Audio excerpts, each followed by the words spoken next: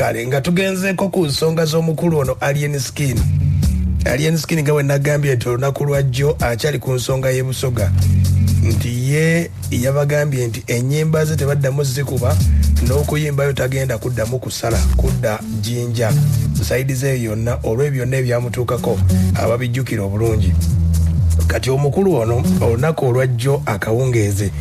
yatadde ku mukutu gwe ogwa X n'awandiika ebigambo bino ng'asaba President Museveni amuweemu owa Ssaabalamuzi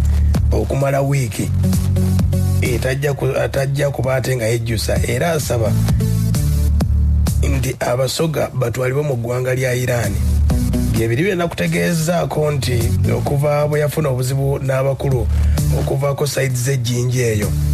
byonna gy'abadde bajja nga bamukubaakuba ng'ate tewali mukulembeze yenna ayinza kuvaayo ng'avumirira. Kati Alien Skin kwe kuba ate nga abasoga ab'ejjinja bonna okuva Jjinja paka tagenda kuddamu kuyimbayo. Ani afiirwa? Yagamba nti be bafiirwa yetadda Busoga kubanga akimanyi be banfuna muzi sibakola ki gomaye muntu watoka ogamba mbuno nunde enkoko nti wavu bunnuma nti nego sikuguza ne boina sente zigule nti omuntu yabasazeewo agamba nti yendo nga agiina naye bamutwala nti Jjinja saidi ye Busoga yonna mayugwe yiganga abaana kye bamukola agamba takyayoya. Kati embeera eyo asaba President amuwe ekifo ky'obwa Ssaabalamuzi mu wiiki ntono nnyo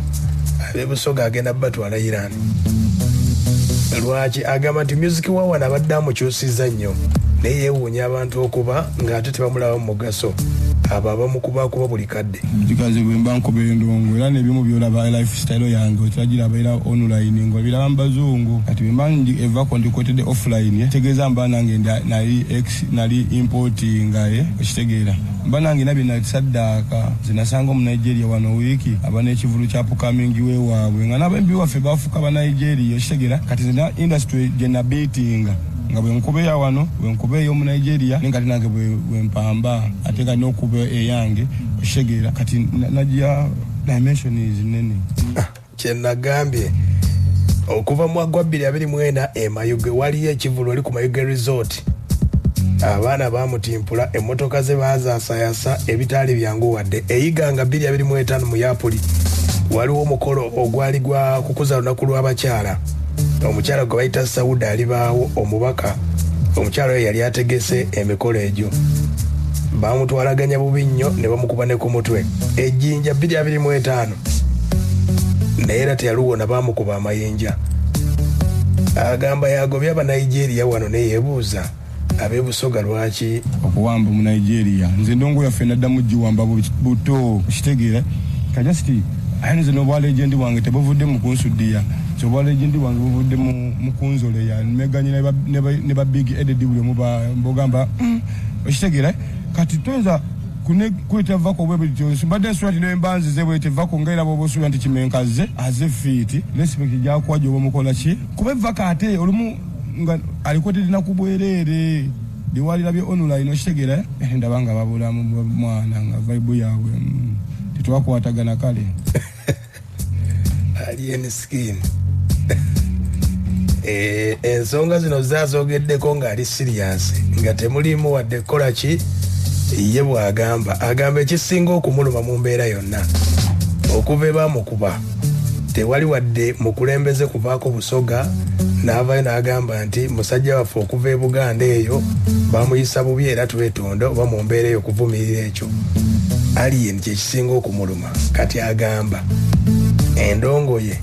kekome Kampala n'ewalala n'Ejjinja Busoga yonna saga muntu ayiga vibe kunjigirako busanyuke just vibe ne yaba upcoming abantu abatandika okulaba nga ate bibala babirabiro bakuffe nga baloza bitukola tibodde ne ligambwako na nyine lyo yambe olaba kalanga akuba vibe yekilalumba laba nga temujja mudendi betereze nze nsingo kuba kuleze vibe wano nolabo olabo mugwedda lwatu kanagamba nate mu kino kyamu kyeka kirala mweka muna ekiwuka ate no si vibe kubanga ate temuna kya makulu kyemwali mukoze mbutwaleta kineno mutulabi nenga buli mwagala egwanga lya mu trendinga muna kutrendinga ku muyimbi gumwe kubanga ati obanga gama anti artist yabawamu otuuka mu eyo level nga tewaliya muntu asobola vaayo n'agamba tuvumirira ekikolwa ekyatuusiddwa ku muyimbi kale oba ow'e Buganda nga azze eno okupafominga ku kampeyini ya Musoga munnaabwe kale bwe mbigatta mutwe gwange naba tebigatta nekitakomaawo ningamba bali beyiganga nti yapostinga nga wa NRM ne baona omukulembeze w'ekibiina ekimu nga badde yesimbyewo n'agamba nange singa nabadde Musoga ne manyawo Alien Skin Lulu number 1 ya Fangold Forest. The boss is right. Kyaba yogedde kyonna bwe kitambula kati bagamba ready for war.